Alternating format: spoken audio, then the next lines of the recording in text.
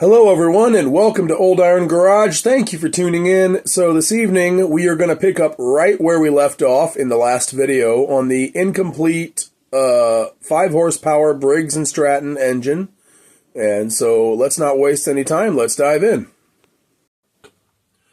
Alright everyone, so off camera I went ahead and I blew out the fuel tank. I scraped most of the dirt off the outside. And blew out the dust and the debris that was on the inside. If you watched the last video, you'll know that the inside was pretty well rust-free. It was as clean as can be. I just had to make that one welding repair on the lower bracket of the fuel tank. Also off camera, I went ahead and I cleaned the carburetor. So let's go ahead and start reassembling.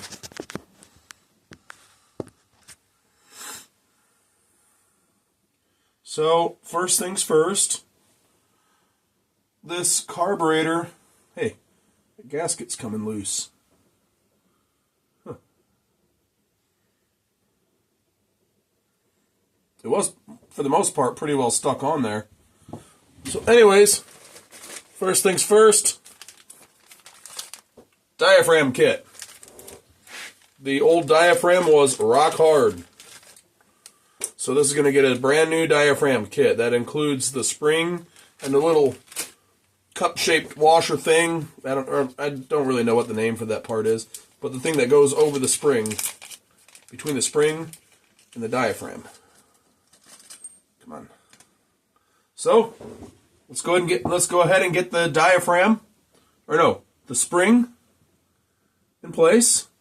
The little thing that goes on the spring, the little cap or the little cupped washer, whatever you want to call the thing, in place. Let's get the diaphragm on there. Set in place. Now we have to get the diaphragm cover on there without misaligning any of the screw holes.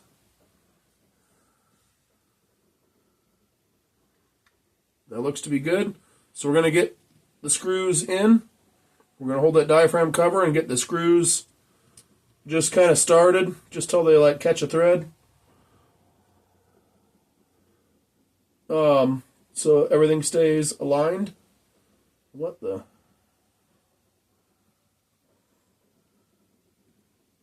All right.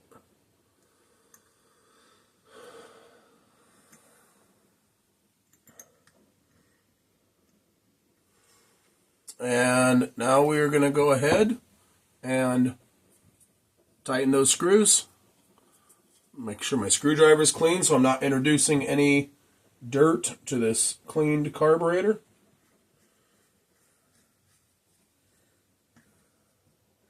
I'm going to snug them all up, then we're going to go around and tighten them down a little bit.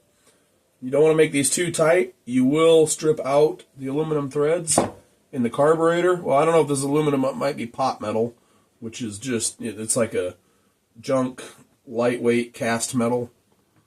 I don't really know what all's in it, but so I don't know if this is aluminum or not. But either way, it's a very soft metal. So we're going to be careful not to over tighten these and strip them out.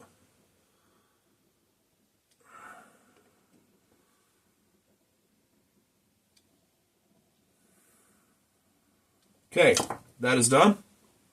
So now we're going to flip it over. We're going to put the jet in.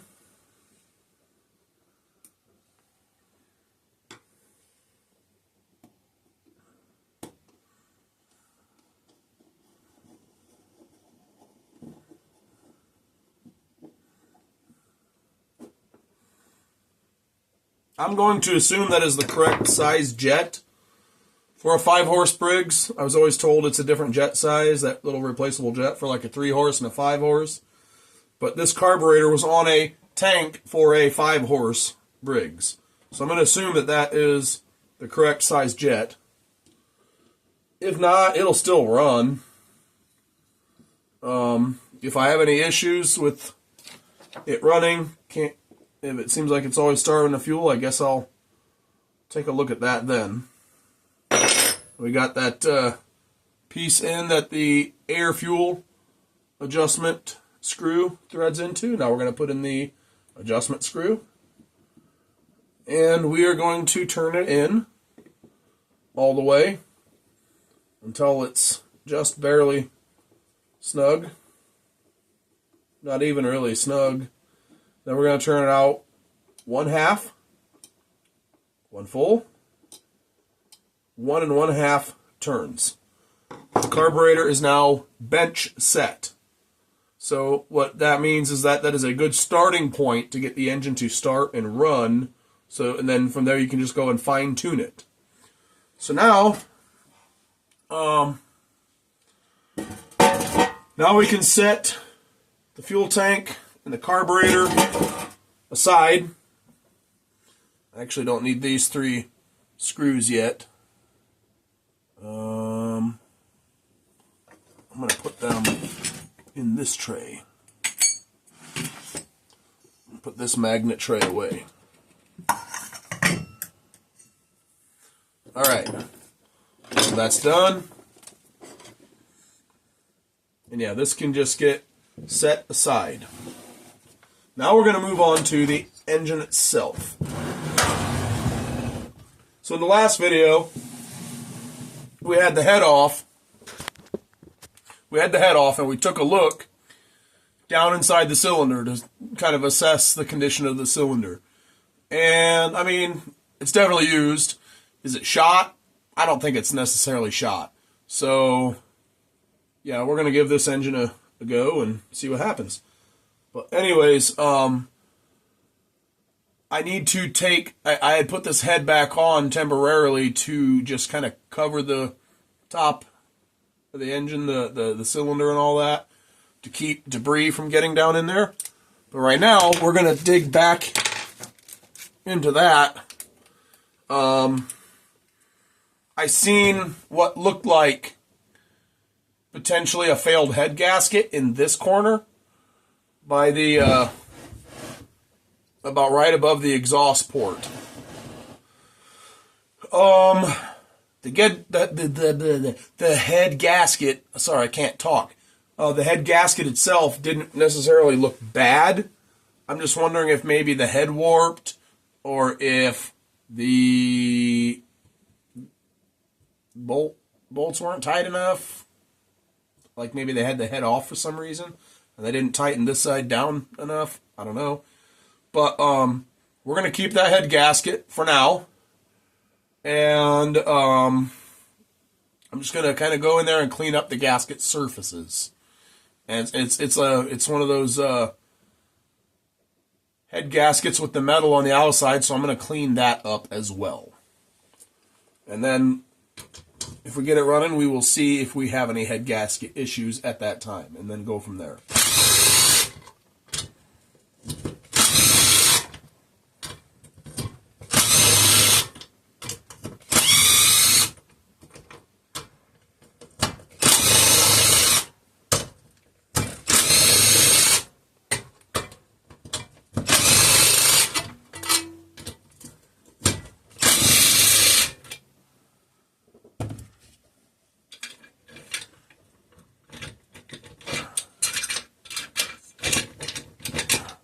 Now what in the world? So I'm going to set the head aside for now. And I'm going to start with the top of the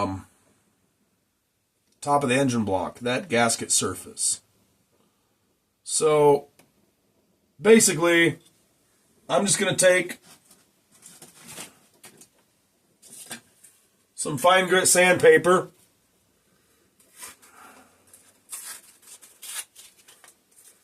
and I'm going to start cleaning that up. And I'm going to spray some WD-40 on it to work as like a lubricant, and I'm just going to start sanding just the head gasket surface.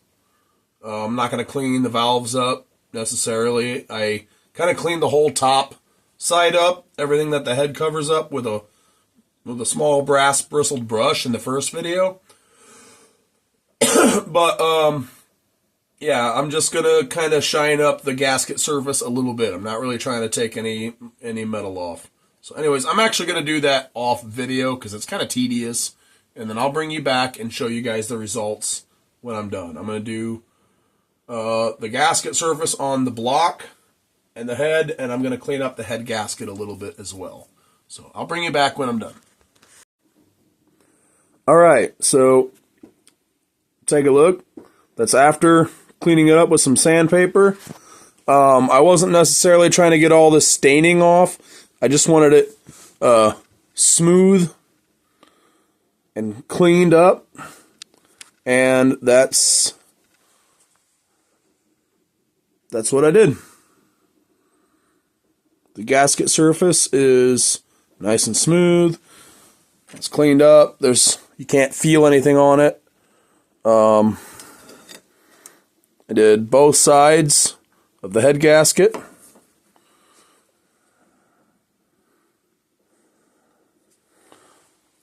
I inspected the head gasket, didn't see any failure there. I mean, it might be bad still, but I don't actually see anything that would make me say, yep, that's bad.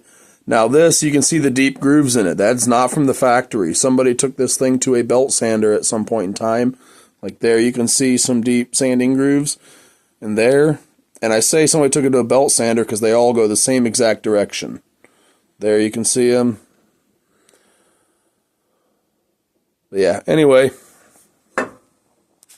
So let's reassemble and get this thing all put together. And we'll put some oil and gas in it and see if she'll fire up. So, I forgot. There's one more thing I'm going to do. So that gurgling noise, in the first video, when I was cleaning it, I lubed up the cylinder and I cleaned it up. And when I rotate the crank, I got some bubbles gurgling up from around the piston. And I think in here, this little breather, it might be, there's stuff in there that, there's like a plate, I think, and then there's like a filter element thing, and anyways, and then there, sometimes that plate gets stuck against a hole on the inside, and it doesn't vent like it should. It doesn't allow the crankcase to breathe like it should. And I think that's what's going on. So I'm going to take this off and take a look.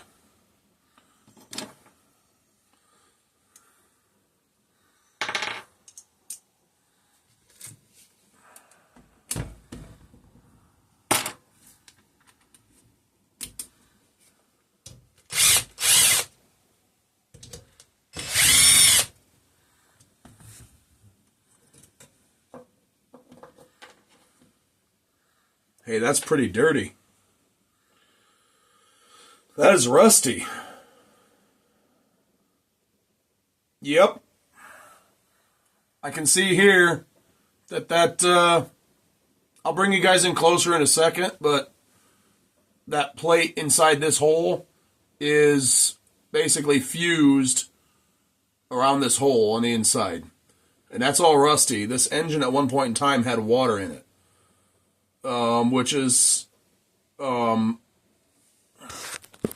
if you watch the first video on this series on working on this engine, you will notice that in the cylinder there was like staining marks on the aluminum bore from water.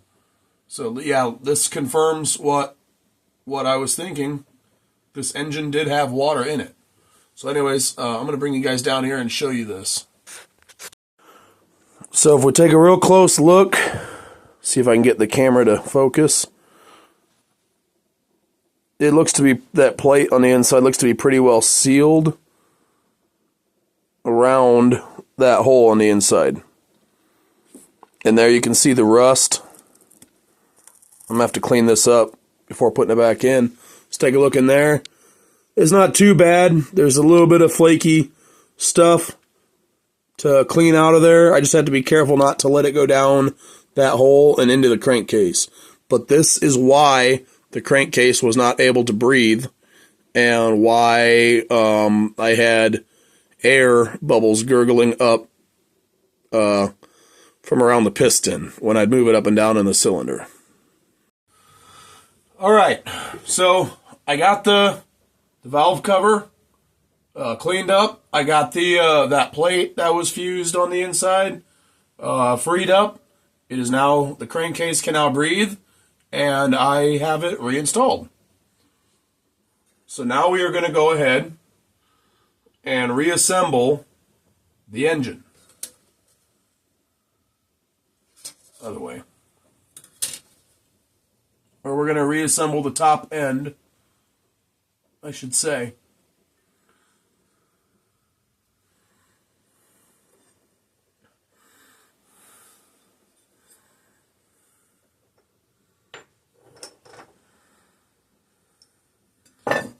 There was 3 bolts, 3 head bolts that were longer.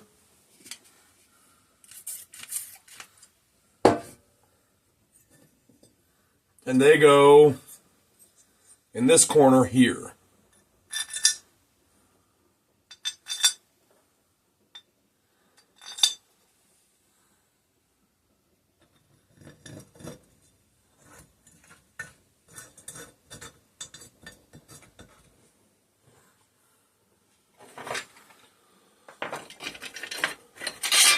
The other 5 head bolts are all the same length,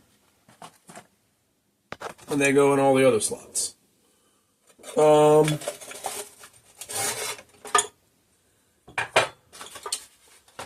There it is. Now is a good time for us to install our little kill switch.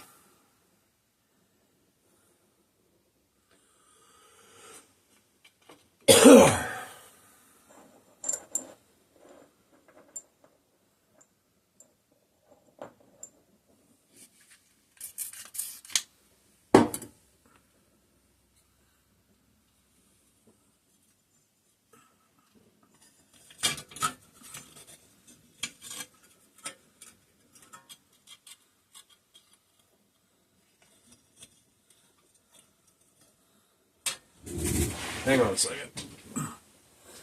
I have a bad ankle, so I try to sit down and work when I can.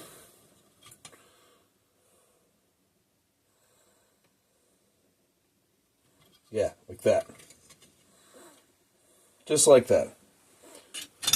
But some things it's just best to stand up for.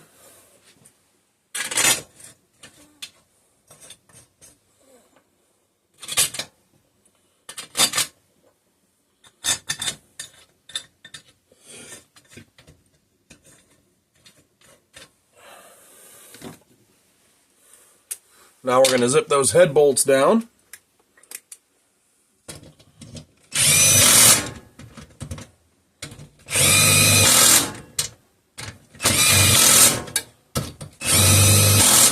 We're not going to do it going around in a circle. We're going to kind of go across from each other and skip around.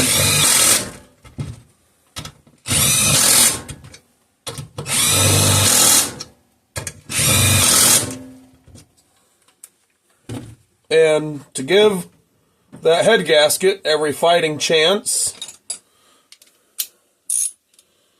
we're going to go ahead and finish tightening them in that same pattern with a ratchet.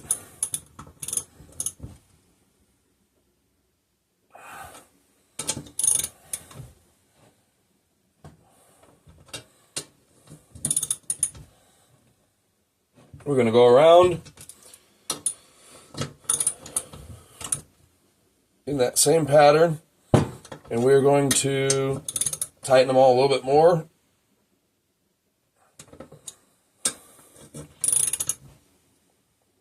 Then we're going to go around in, last time, in just a circular pattern and make sure they all feel the same.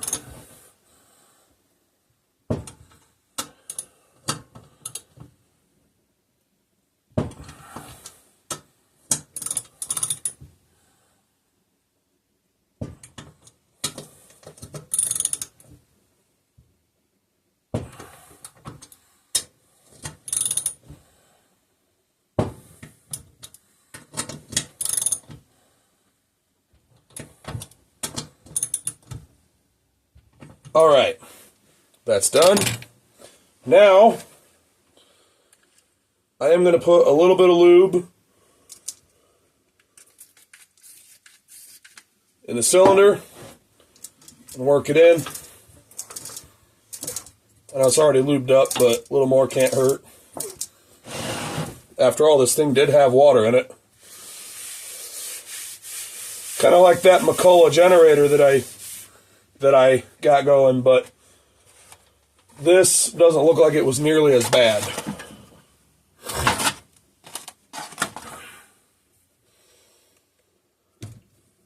All right, so what's next? Well, I say let's get the carburetor. No. We still have to adjust the, I almost forgot. We still have to address the whole ignition system. So, now we're going to take off the flywheel.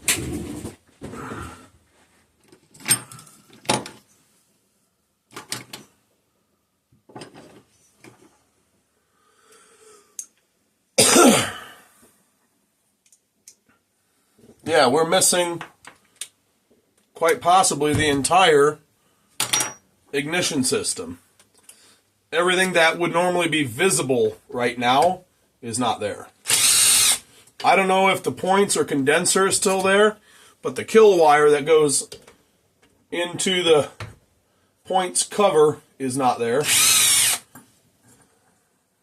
I know that much. So that gives me reason to believe that it might not even have points or a condenser sitting in there. So now I got to break this loose.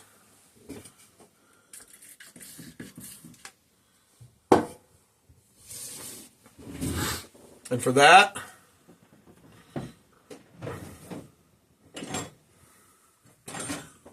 I don't have the actual Briggs and Stratton tools, the one to hold the flywheel, and then the wrench that goes on the starter clutch. So for that, we do this. We simply use a punch and a ball peen hammer.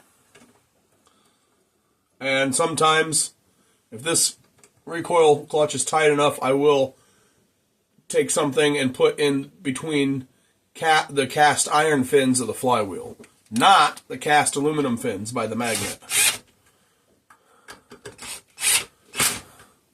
I am putting that piece back on for two reasons. When you hit these with a punch, that cover likes to pop off and all the balls fall out and go rolling everywhere. Another reason is simply because of if you're not careful, when you hit where these tabs where the screw holes are to hold that screen on, you can actually squish those holes. So I like to put the screws in them to keep that from happening.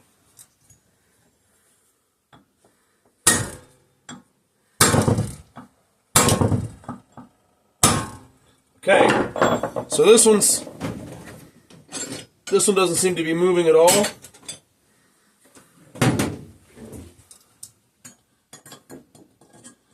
So we're going to put a chisel in between a couple of the thicker fins on the fan blades on the flywheel to kind of help hold it.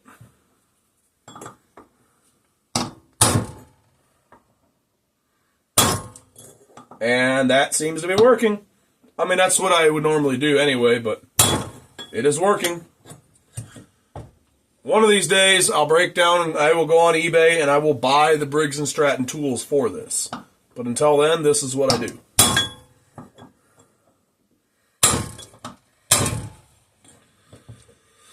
I guess I could, being a welder fabricator, I could make some, but I'd rather just buy them.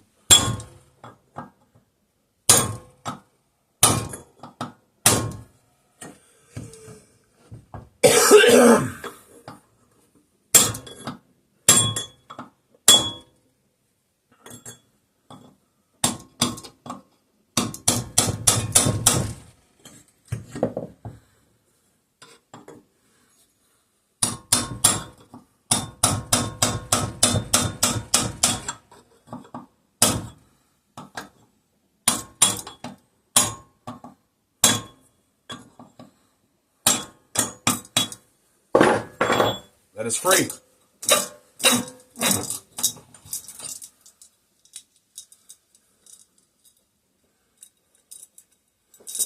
While I've got this off, I'm going to shoot some WD-40 in here to lubricate not only the balls, but the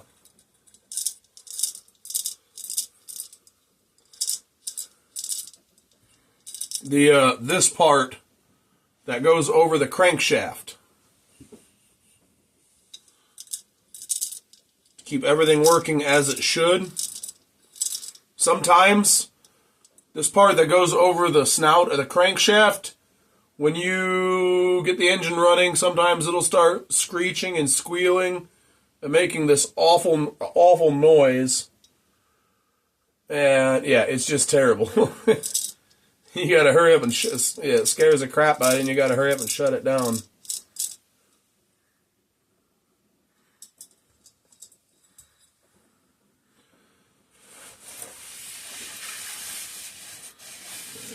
Clean up that mess. I set the recoil clutch on here to let the excess drain out. These I'm going to set over here for now because I will need them again. But actually, I'm going to need the ball peen hammer right now. So, the next step is pretty simple. Sometimes this works in the first pop. Sometimes it takes a while. But no matter what you do, you have to be careful not to mushroom out the snout of your crankshaft. If you do, it's not the end of the world. You can take a like a sanding disc on a grinder and carefully, take off the mushroomed edge. The mushroomed end, you can where it's expanded, you can take it back down, but you just have to be careful. All right, second hit. And I didn't even have to hit that hard. I try not to hit too hard so it doesn't mushroom out. But basically, I just take my fingers behind there and I apply some pressure to one side of the flywheel and pop it off. So at this point, we're going to inspect the shear key for the flywheel. Because if it's partially sheared or completely sheared, that will affect your ignition timing. And that can mess that up. That looks to be good. Don't see any damage or cracks to the flywheel. That looks to be in excellent shape.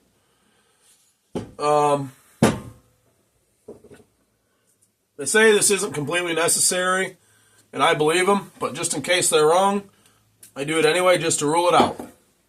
I go ahead and I clean the rust off the magnet, or at least the worst of it.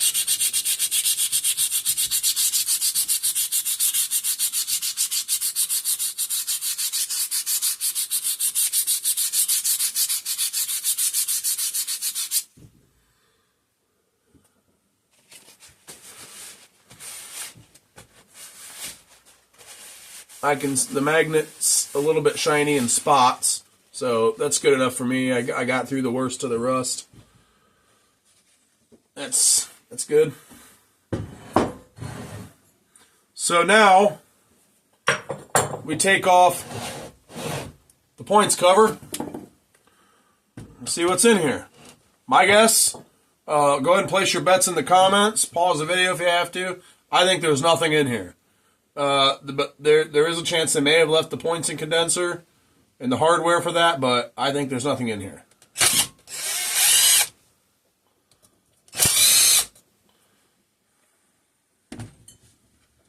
And let's take a look.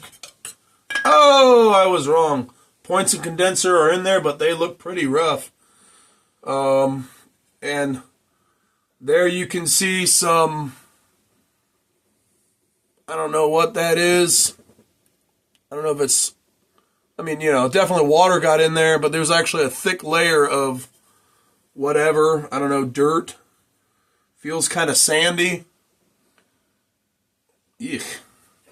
I'm going to clean that out. So you definitely don't want that in there.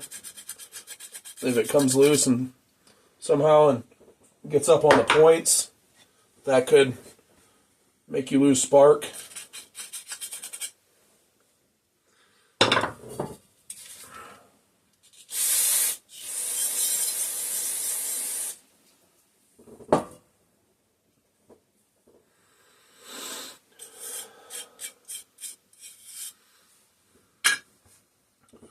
So this points and condenser set is looking pretty rough.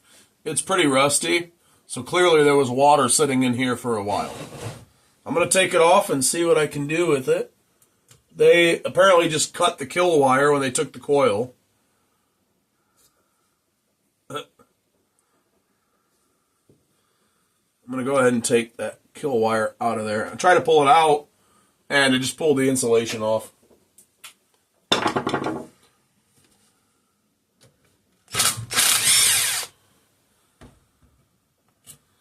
Man, the clamp that holds the... Wow.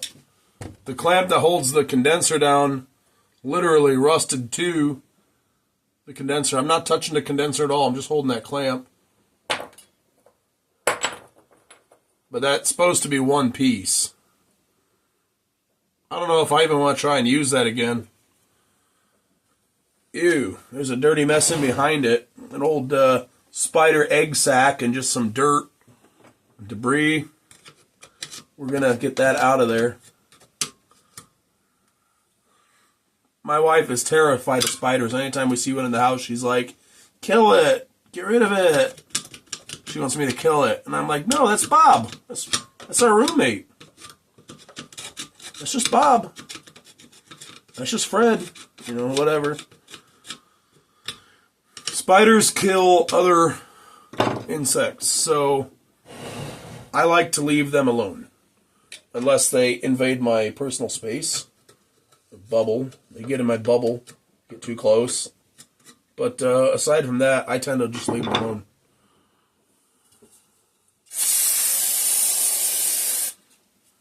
Clean that out a little bit.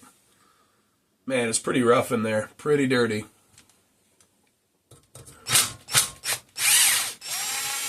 Well, I'm glad that did not snap off.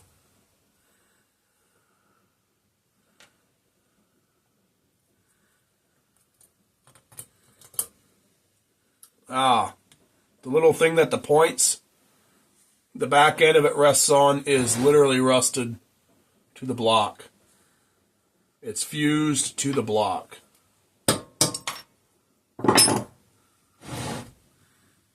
The plunger moves freely.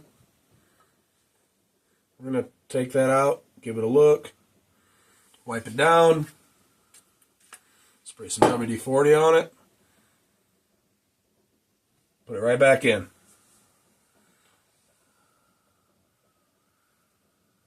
The contact points themselves don't look all that terrible.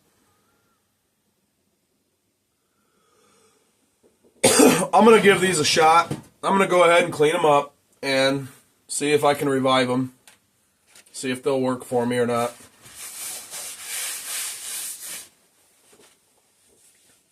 So, I'm going to need some sandpaper.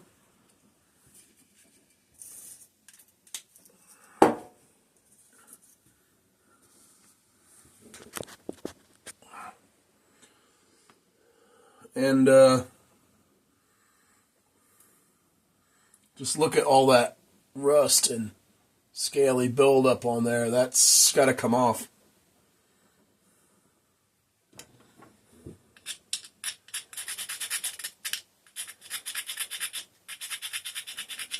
I will try to get these working. If not, I have another used pair I'm going to swap in and see if those work.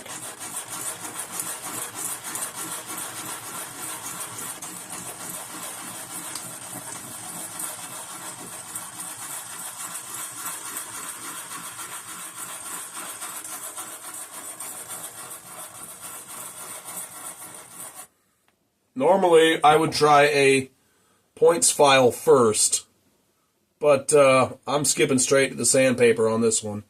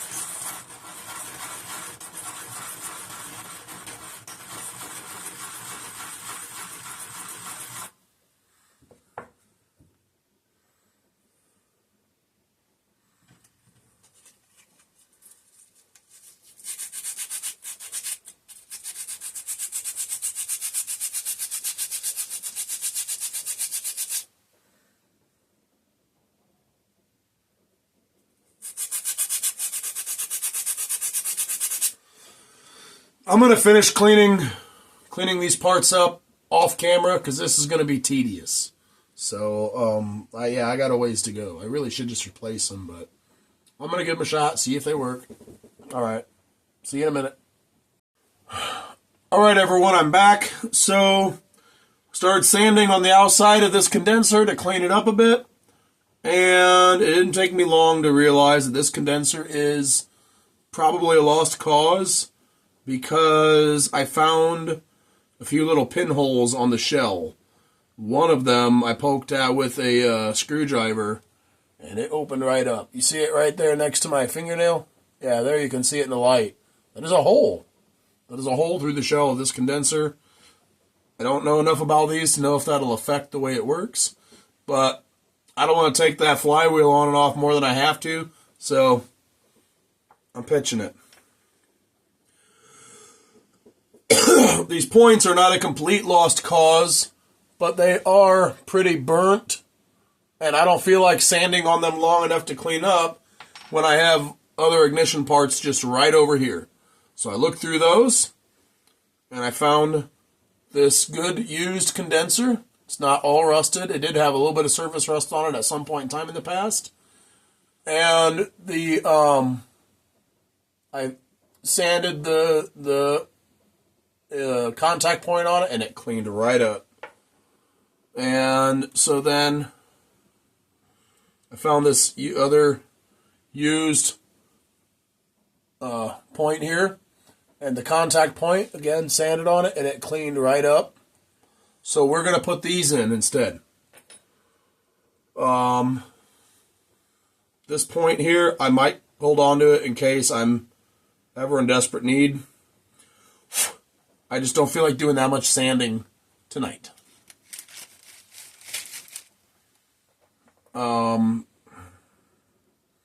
Gosh. This crusty thing, I forgot to do some sanding on it. I forgot to see if it'll clean up. Let's just do a little bit and see what happens.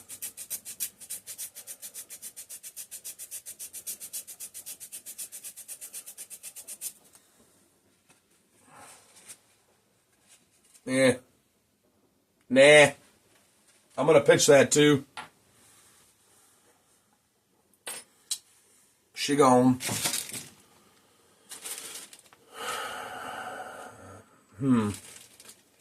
Well, maybe I won't because I thought I had one of those in here, in that bag, and I don't. So I will end up cleaning this up. I'm just going to do it real quick here. It won't take too long.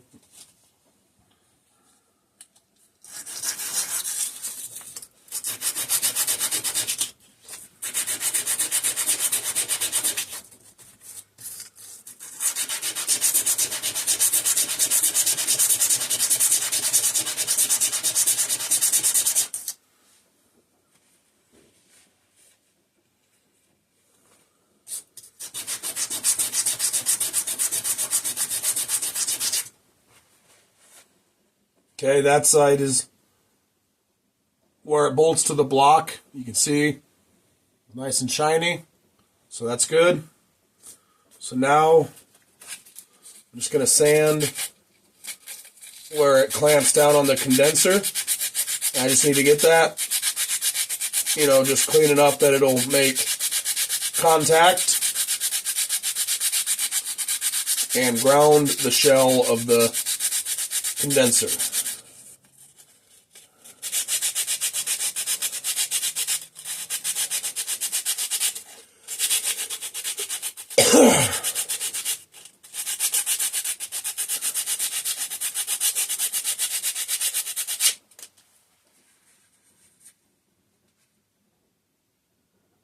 Man. Okay.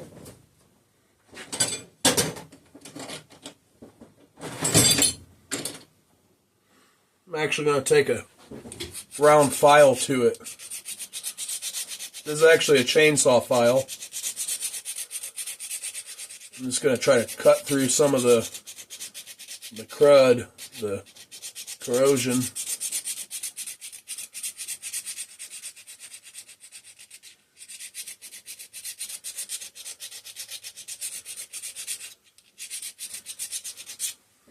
And now I'm going to go at it again with some sandpaper.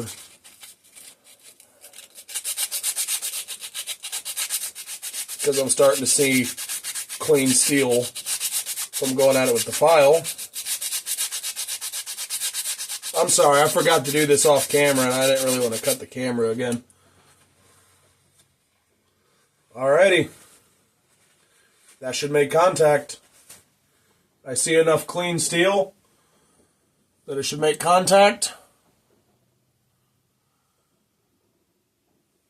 So we're gonna just we're gonna reuse that part.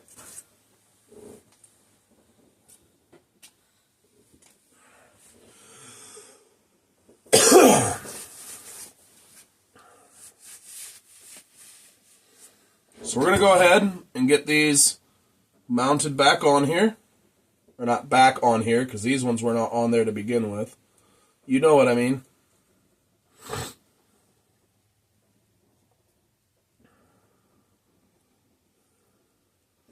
Man, I am getting pretty hungry. I've been out in the garage all day. It is late at night now.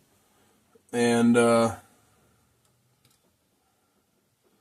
been so busy today trying to get stuff ready to flip to make some money that I have not eaten anything today. I have not had a meal yet today, and it is getting close to midnight now. I've literally been out here all day, all evening.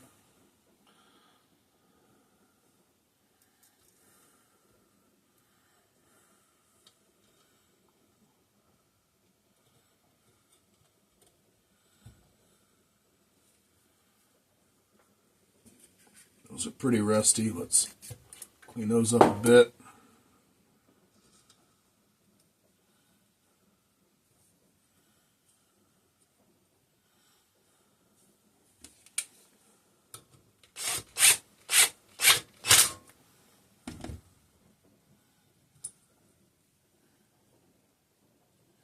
Now let's get these points installed. And the condenser. Gotta get the little spring on it.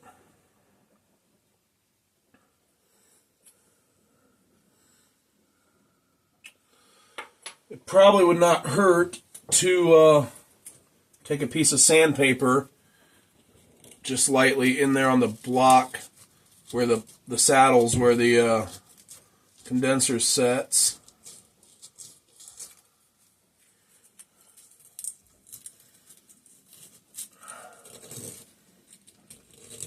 Just to, if there's any crustiness on the surface, just to get that off.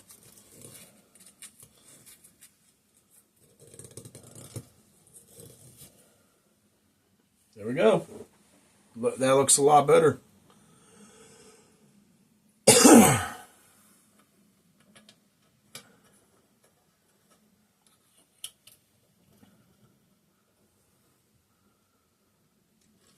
Get the bolt started, or the screw.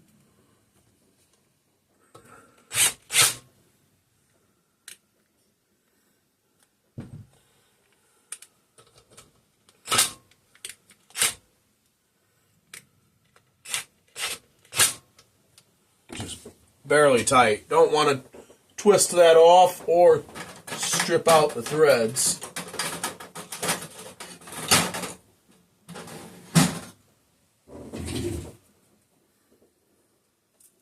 So now we are looking for a 20 thousandths feeler gauge. And here it is.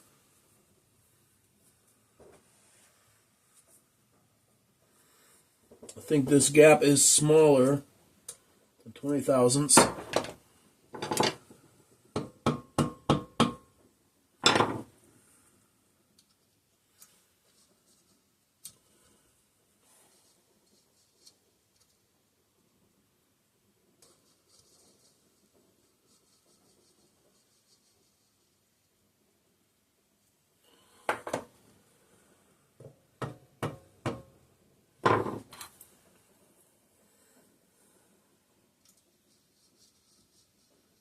And we're almost there.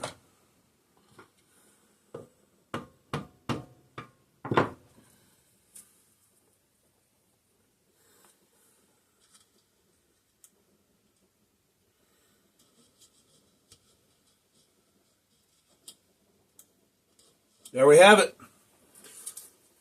The points gap is set. And now we're going to need our, get off of there, our coil, or magneto.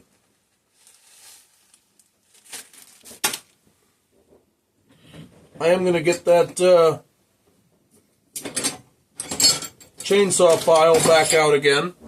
One thing these are great for is cleaning up inside this thing that clips on the top of the spark plug.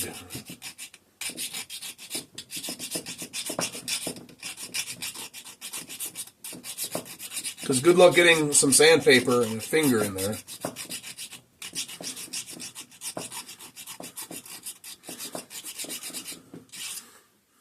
Oh yeah, that looks good now. It was all rusty.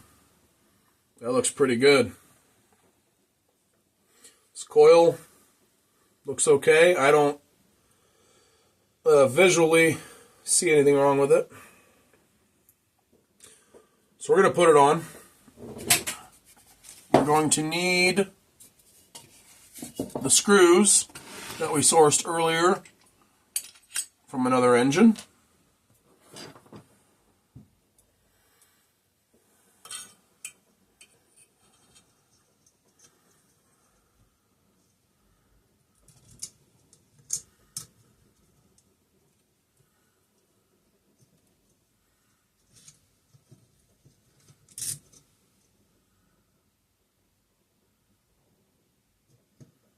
Ruh-roh. That's Scooby-Doo for uh-oh. The holes not line up.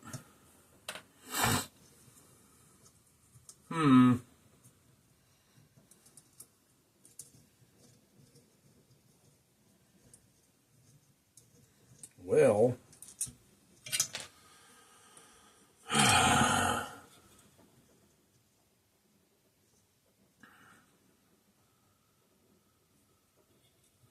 how far off are they?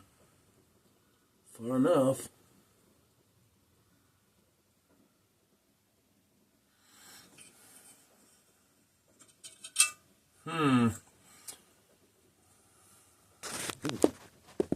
Okay, so the holes to mount the magneto, there's a slotted hole there and a slotted hole there. They're slotted so you can adjust the air gap between the magneto and the magnet on the flywheel. They don't line up with the ones on the block. The ones on the block are slightly closer together. So I'm going to figure out what I'm going to do off camera, and I will get back to you. Alright everyone, so I decided to go ahead and cut the video here. We're going to end this video so it doesn't get to be too long, and also I am struggling to find a magneto that will fit this block. I found another one, but again the bolt holes were too far apart. So yeah, I'm going to pick up on that tomorrow. I'm going to find another good used magneto to throw on here tomorrow. So anyways, yeah, that's that. I hope you enjoyed this video. If you did, please hit that thumbs up button, and also make sure to hit that subscribe button to see more of my videos in the future. Alright, well, thanks for tuning in, and I'll see you in the next one. Later.